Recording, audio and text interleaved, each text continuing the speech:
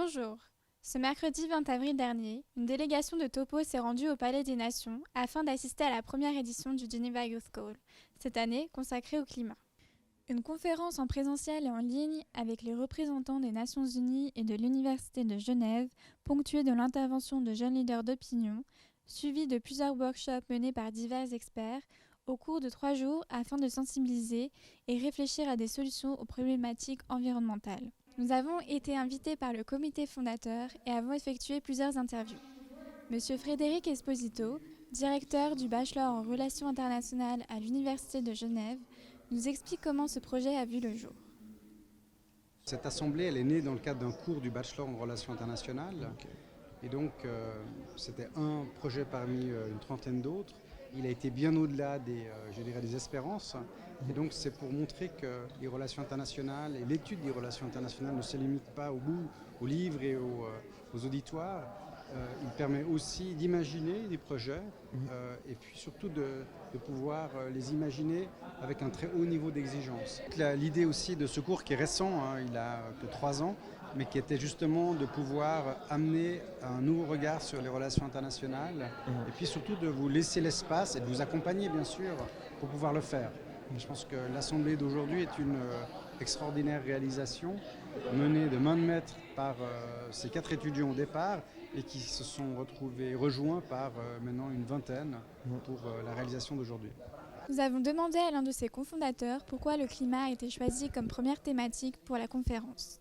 Donc ça a été un grand débat entre nous de savoir par quelle thématique on commençait, puisqu'on veut aborder beaucoup de thématiques importantes comme la santé, la paix et plein d'autres, les technologies. On a commencé par le climat parce qu'on pense que c'est la thématique qui, lorsqu'on a commencé en 2020, était encore la plus répandue chez les jeunes, celle sur laquelle les jeunes avaient le plus de connaissances aussi. On l'a vu dans les rues. On a vu aussi un impact direct entre l'investissement des jeunes pour cette thématique et le reflet dans les urnes. Suite aux votations en Suisse, mais ça arrivé aussi dans d'autres pays dans le monde. Ça a fait une sorte de vague verte suite à Fridays for Future.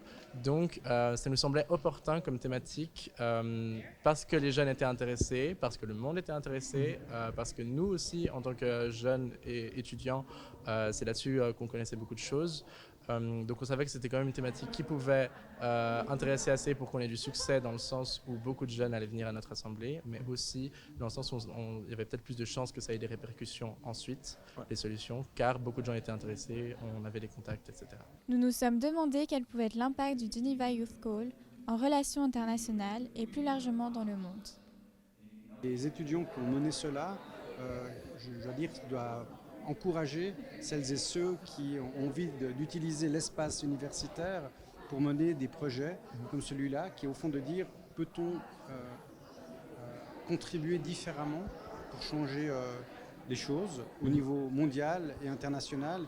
Et le fait qu'on soit aujourd'hui dans la salle du Conseil des droits de l'homme à l'ONU montre qu'on peut passer d'une salle de classe à une assemblée comme celle-ci. Alors c'est un peu notre pari avec la World Youth Assembly, avec la World Youth Charter, c'est qu'on a un petit projet qui commence avec un petit groupe de jeunes étudiants pas connus, qui n'a pas fait grand-chose de base, avec des soutiens institutionnels. Donc on a déjà de la chance d'avoir ce pied-là, donc c'est déjà un pas plus proche des grandes institutions. Et ensuite, la World Youth Charter, ce sera un document de droit international qu'on espère pourra atteindre justement ces institutions. C'est un peu un pas dans leur direction qu'on fait avec quelque chose de si formel au final qu'une charter. C'est que n'importe quelle politique, n'importe quel gouvernement pourra signer cette charte et mettre en place les solutions qui sont intégrées. Donc on espère que ça aura de l'impact via cette charte. Mais effectivement, c'est un pari. C'est difficile à dire quel impact ça pourra avoir, mais on a grand espoir. Au terme de la conférence, notre équipe a longuement débattu sur la question de savoir comment avoir un impact global lorsqu'on est jeune, que l'on ait choisi de faire des études ou d'entrer directement dans la vie active, et plus directement, comment faire entendre sa voix parmi les grands acteurs internationaux. I think first is to let go of the misconception that you need an education or a diploma to make significant impact. So taking action doesn't necessarily need you to be equipped with that sort of education.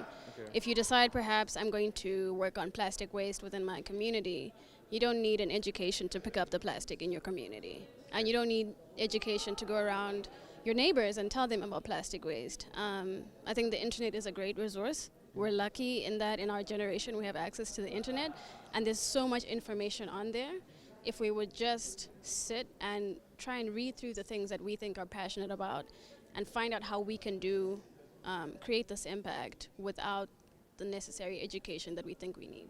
La délégation de Topo se réjouit que de telles initiatives voient le jour et espère qu'elles susciteront de véritables changements, tant politiques que rhétoriques, au-delà de ces conférences.